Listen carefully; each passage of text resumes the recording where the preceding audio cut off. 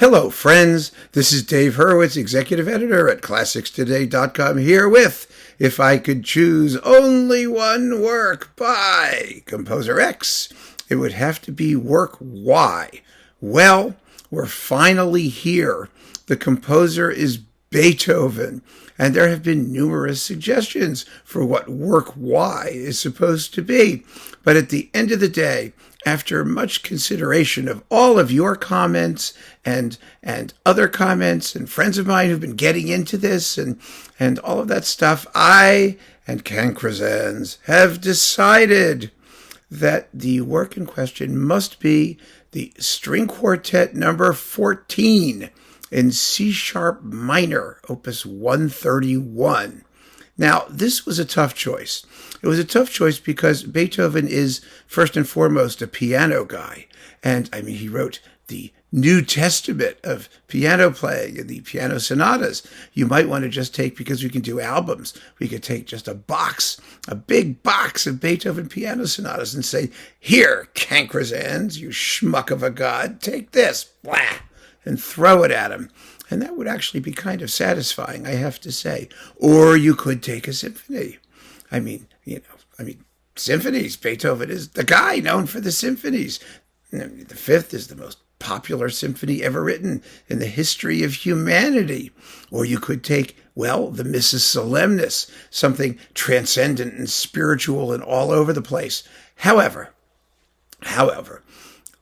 I felt, and many of you felt, that the late string quartets are on another level entirely. And I think that's probably true.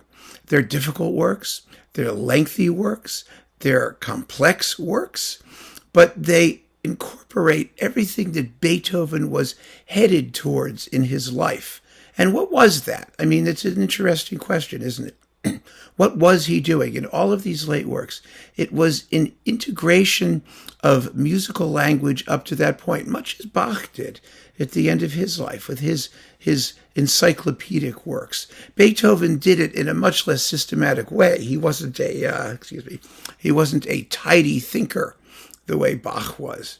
He was a revolutionary, crazy, quasi-romantic, force of nature kind of guy. But these late string quartets do that. And how do they do it?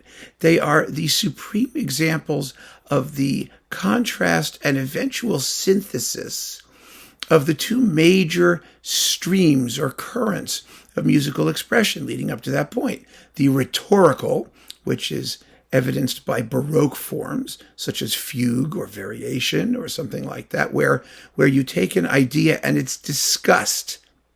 Its expressive potential is systematically exposed.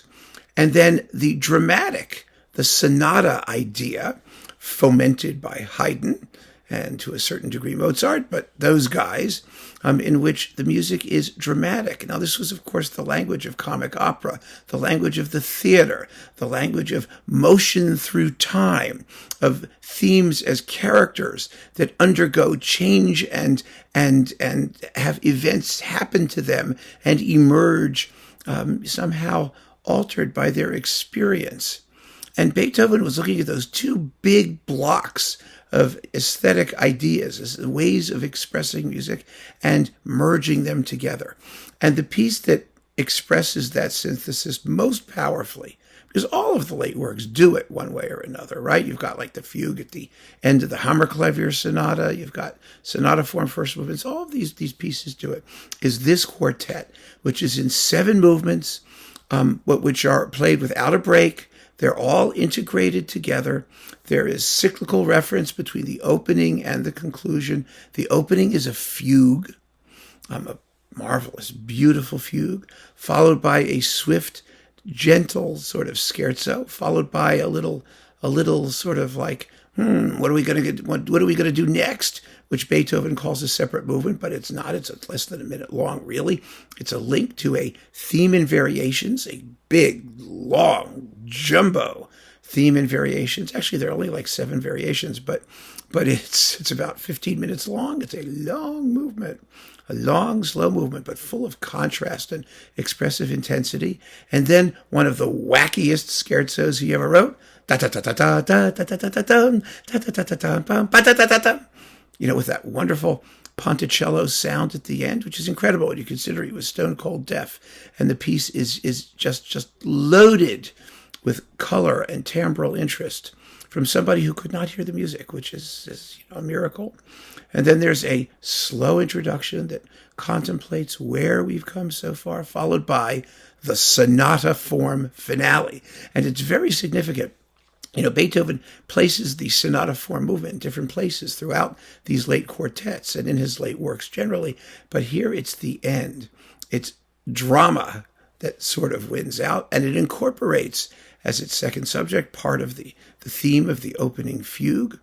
Ba-da-dum, ba-da-dum, ba-da-dum, ba-da-dum. It's active and it's exciting and it's rugged, and it's a violent and exciting turn from the C sharp minor of the opening, which is a very weird and interesting key to write something in, to the major in the finale. It's a hard-won victory, which is the essence of sonata forms. Struggle to a goal. That goal may be tragic, it may be happy, it may be triumphant, it may be sad or pathetic, it could be anything.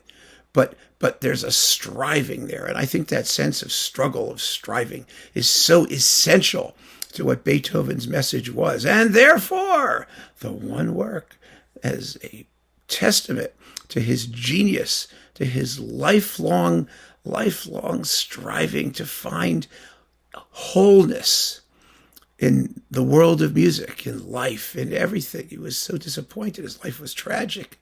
But in his music, he found a integrated, total conception of what musical expression could be. And the work that does that more than anything else is the C sharp minor quartet, opus 131, number 14, whatever you want to call it. I don't like using opus numbers. I've never figured them out, quite frankly. I don't think they're helpful. They're stuck there by publishers. I think people who talk about works by opus number, I love opus 124 or Kerschel 563. I mean, those people just annoy the crap out of me. So it's the string quartet in C sharp minor, or string quartet number 14, because there's only 16 of them. Let's make life easy. And it's amazing. It's absolutely amazing. If everything else by Beethoven disappeared and this is all that was left, it would be a monolith of musical achievement, both expressively and intellectually, and just a remarkable piece. So there you go, my friends, the Beethoven single exemplar for the God Cancresans. And we know that there's so much else besides that as well. I think one of the reasons also to choose this quartet in closing is that it's not his most popular piece, but he's so well known for those other works, for the piano sonatas and the symphonies. How could you possibly just choose one and let all of that other stuff fall by the wayside? I don't think you can, and I challenge the evil god Cancresans to eliminate all of those other pieces.